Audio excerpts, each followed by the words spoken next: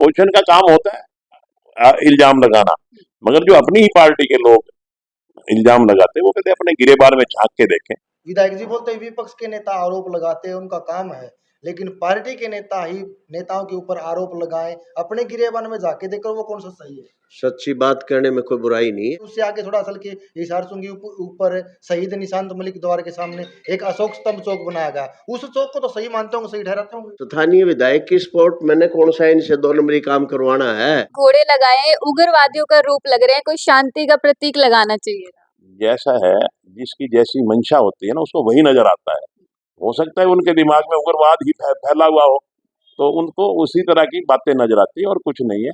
सारी जनता पसंद कर रही है। आप शाम को जाके देखिए, फुहारा चलता है, लोग फैमिली समेत विद फैमिली वहां सेल्फी लेते हैं। किसानों के मसीहा सर छोटू राम जी का स्टैचू वहां पे लगना चाहिए था। विधायक जी की जो कार्यशैली है, 4 साल तक तो नमस्ते जी, आओ जी, आओ जी, और जब वो स्वार्थ हल हो जाते हैं और जब ये लगता है कि अब इसको जरूरत है हमारी, जब वो अपनी दूसरी भाषा बोलनी शुरू कर देते हैं। चैनल पे उन्होंने एक इंटरव्यू दिया कि 4.5 साल तक मैंने कृष्ण चेयरमैन के काम किए। के बड़े सीनियर नेता मेरे पास राव इंद्रजीत जी केंद्रीय मंत्री भारत सरकार और मेरे आदरणीय राजनीतिक गुरु चौधरी धर्मवीर जी हैं।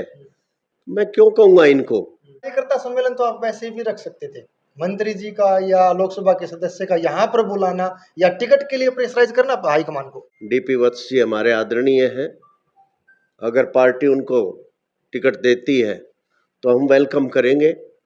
डीपी वत्स का आप स्वागत करेंगे। मैं स्वागत करूंगा, वेलकम करूंगा उनका। यहाँ के विधायक जी हैं, उनका क्यों नहीं सर? वो 5 साल से सत्ता में, पहले 5 साल कार्यक्रम आ चुके हैं। परशुराम जी, कल तो एक ट्रेलर था छोटा सा, ये कार्यकर्ताओं की मीटिंग थी। काशी में केसी फार्म में उनका आगमन हुआ, जोरदार स्वागत हुआ, हजारों की संख्या में जो भीड़ उमड़ी थी। कृष्ण चेयरमैन जी के जो द्वारा ये कार्यक्रम किया गया था। आगामी विधानसभा को लेकर क्या चर्चा है? आरोप प्रत्यारोप का दौर शुरू हो रहा है। आज हमारे साथ में जो फ्रेम में शख्सियत है वो किसी परिचय की मोहताज नहीं है।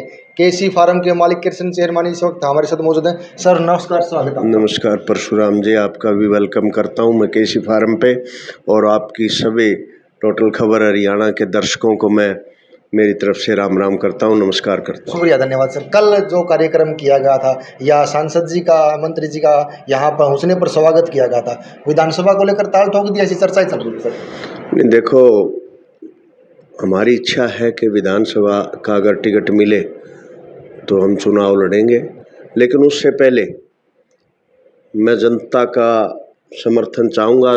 जनता के बीच में जाके, लोगों के बीच में, हल्के में जाके अगर वो मुझे आशीर्वाद देंगे और वो कहेंगे कि भाई ठीक है आप चुनाव लड़ो विधानसभा का, तो हम अवश्य लड़ेंगे। जनता का समर्थन तो कल दिखाई दे गया सर। एक छोटे से मैसेज की भारी तादाद में संख्या पहुंची थी, अनुमान भी नहीं लगा सकते। परशुराम जी, कल तो एक ट्रेलर था छोटा सा, ये कार्यकर्ताओं की मीटिंग थी। हमारे आदरणीय राव इंद्रजीत जी केंद्रीय मंत्री और धर्मवीर जी के जो सच्चे साथी हैं हल्का 80 में, ये कार्यक्रम उनका था। वो अभिनंदन करने के लिए उन्होंने दोनों नेताओं को बुलाया था, और काफ़ी दिन से मुझे कह रहे थे कि जी नेताजी को बुलाओ, इंद्रजीत जी राव साहब को भी बुलाओ, हम उनका स्वागत करना चाहते हैं, जीत की खुशी का इजहार करना चाहते हैं। तो ये तो एक ट्रेलर था। ठीक है सर, कार्यकर्ता सम्मेलन तो आप वैसे भी रख सकते थे, मंत्री जी का या लोकसभा के सदस्य का यहाँ पर बुलाना या टिकट के लिए प्रेशराइज करना हाईकमान को। ना, प्रेशराइज वाली कोई बात नहीं है। जनता जनार्दन अगर चाहेगी, प्रेशर है जनता जनार्दन की राय का, उनकी राय शुमारी क्या है, सर्वे करवाओ। अगर हल्के की जनता ये चाहती है फला आदमी चुनाव लड़े, तो पार्टी भी विवश हो जाती है उसको टिकट देने के लिए। तो मैं तो ये कहूँगा कि बगैर कोई बात, कच्ची बात मैं कहूँ आज, उसका कोई मायने नहीं है। हल्के में जाएंगे, लोगों की सलाह लेंगे, 36 बिरादरी से मिलेंगे, उनके जो आदेश होंगे उसकी पालना करते हुए हम अगला कदम उठाएंगे। लोकसभा के चुनाव के बाद में ठीक विधानसभा के लिए कांग्रेस के नेताओं ने कह दिया है कि अब की बीजेपी बिल्कुल साफ होगी हरियाणा में, और जिस तरह से चुनाव नजदीक आ रहा है, बीजेपी के लिए टिकटों की जो दावेदारी है वो लगातार बढ़ गई है। स्थानीय विधायक का मानना है कि 101% हांसी विधानसभा से बीजेपी के सिंबल से लड़ेंगे। डीपी वत्स भी चुनाव मैदान में है, आप भी चुनावी लाइन में हैं। देखो ऐसा है जी, कोई किसी पार्टी का नेता हो, वो सभी ये उम्मीद रखते हैं कि हमारी पार्टी का सरकार बनेगी, पार्टी का उम्मीदवार जीतेगा, सभी आशा रखते हैं। फैसला जनता को करना है। रही बात स्थानीय हल्के की, डीपी वत्स जी हमारे आदरणीय हैं, अगर पार्टी उनको टिकट देती है तो हम वेलकम करेंगे। वो मेरे बहुत ही आदरणीय हैं, मैं मानता हूं उनको, मैं इस बात में कोई गुरेज नहीं करूंगा। डीपी वत्स का आप स्वागत करेंगे? मैं स्वागत करूंगा, वेलकम करूंगा ठीक है, उनका। यहाँ के अगर विधायक जी हैं, उनका क्यों नहीं सर? वो 5 साल से सत्ता में, पहले 5 साल कार्य करवा चुके हैं। विधायक जी की जो कार्यशैली है, चैनल पे उन्होंने एक इंटरव्यू दिया जी। कि 4.5 साल तक मैंने कृष्ण चेयरमैन के काम किए। अरे मुझे एक काम तो बता दो, 4.5 साल तो बहुत लंबा अरसा हो जाता है। इनकी कार्यशैली का मुझे पता है बहुत पुराने समय से ही, और घमंड नहीं करना चाहिए इंसान को कभी भी। मेरे को एक काम बता दो कि मैंने ये काम किया है कृष्ण चेयरमैन का। मेरा कोई व्यक्तिगत काम मैंने आज तक कभी नहीं किया इनको। रही बात सरकार में है, अगर यहाँ पे विधायक बनाया है हल्के ने, नुमाइंदा चुना है, तो इनका फर्ज बनता है कि ज्यादा से ज्यादा जितने कार्य विकास के करवाए जाए हल्के की जनता के लिए, चाहे वो शहरी एरिया हो चाहे देहात का हो। ये कोई एहसान थोड़ी ना कर रहे हैं इस बात का कि मैंने ये विकास कर दिया, ये कर दिया। अरे सरकार ने पैसा दिया है, आपको नुमाइंदा चुना हल्के की जनता ने, आपकी जिम्मेवारी बनती है। रही बात कि हमारे चौक भी, बोले वो घोड़ों वाली बात उन्होंने कही, मैं कहना चाहता आपके माध्यम से आपके सभी दर्शकों को बताना चाहता हूं, हल्का अस्सी की जनता को, ये जो घोड़ों का रूप है, जो वहां पे 2 घोड़े लगाए गए हैं, इसको कोई भी बुद्धिजीवी आदमी पूछ के देख लेना। आप मेरे से भी ज्यादा समझदार हो, समाज में रहते हो। जो पिक्चर वहां पे घोड़ों की लगाई गई है, जो स्टैचू लगाया गया है, वो बिल्कुल जैसे युद्ध में घोड़े लड़ाई लड़ते हैं ना, उस तरह से वो स्टैचू, उस पिक्चर, वो स्टैचू की पिक्चर जो है उस रूप में है। तो आपकी राय क्या थी? उन स्टैचू की जगह किसकी स्टैचू होनी चाहिए? हमारी राय तो ये थी, किसानों के मसीहा सर छोटू राम जी का स्टैचू वहां पे लगना चाहिए था। और 36 बिरादरी ये चाहती थी कि भाई सर छोटू राम जी का स्टैचू लगे, या राव तुलाराम जी का स्टैचू लगे, या कोई हल जोतते हुए किसान का स्टैचू लगे, जो किसान के लिए एक बहुत अच्छा प्रतीक, किसानों के मसीहा सर छोटू राम जी थे। उन्होंने 36 बिरादरी का भला किया, तो क्या सर छोटू राम जी का नहीं लगाना चाहिए था इनको? इन्होंने घोड़े लगाए, घोड़े खड़े कर दिए वहां पे 2। तो मैं तो देखो इस बात के लिए सभी साथियों को आपके माध्यम से कहना चाहता हूं, अगर मेरी बात गलत हो तो इस बात के लिए जरूर वो डिनाई करें, विरोध करें, और मेरी बात ठीक हो तो इस बात का समर्थन करें। मैं चाहता हूं कि सर छोटू राम जी का स्टैचू लगना चाहिए था। ठीक है सर, आपकी राय ये है कि जो घोड़े का चौक बनाया गया या फुहारा चौक बनाया गया, उसकी जगह पर सर छोटू राम का कोई स्टैचू होना चाहिए था। क्या आप उसी चौक का विरोध करते हैं? उससे आगे थोड़ा असल के हिसार चुंगी ऊपर शहीद निशांत मलिक द्वार के सामने एक अशोक स्तंभ चौक बनाया गया, उस चौक को तो सही मानते होंगे, सही ठहराते होंगे? वहां पे शहीद चौक के नाम से चौक बनाना चाहिए था। शहीद सबके होते हैं, कोई जाति विशेष के या क्षेत्र विशेष के नहीं होते। तो वहां पे जो हमारे भाई शहीद हुए थे, उनका स्टैचू लगाते वहां पे, क्या बुराई थी? चाहे विपक्ष ने ही मांग रखी हो, अच्छी बात स्वीकार कर लेनी चाहिए आदमी को। नरेश, विपक्ष की मांग सही थी सर? विपक्ष की मांग मैं समर्थन करता हूं इस बात का।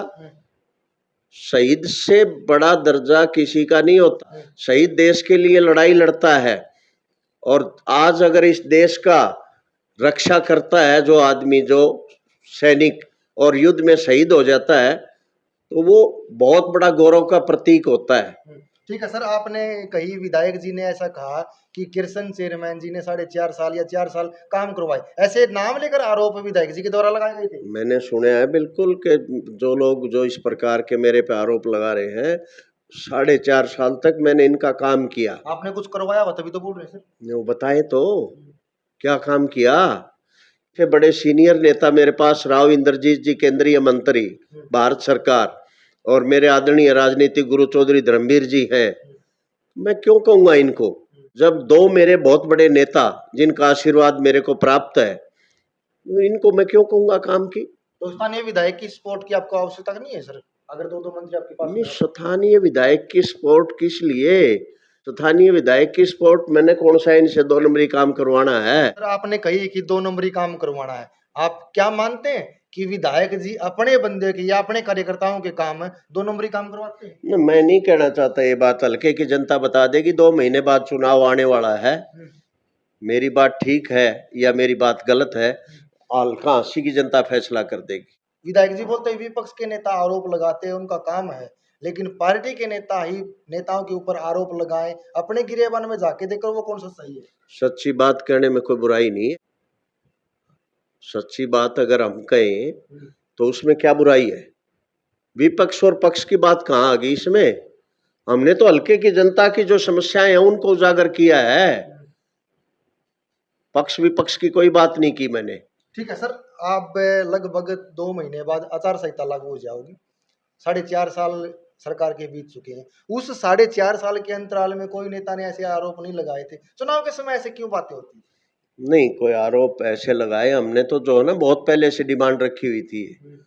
मैं तो एक मीटिंग में पहले भी शरीक हुआ था और उस टाइम भी मैंने ये बात रखी थी।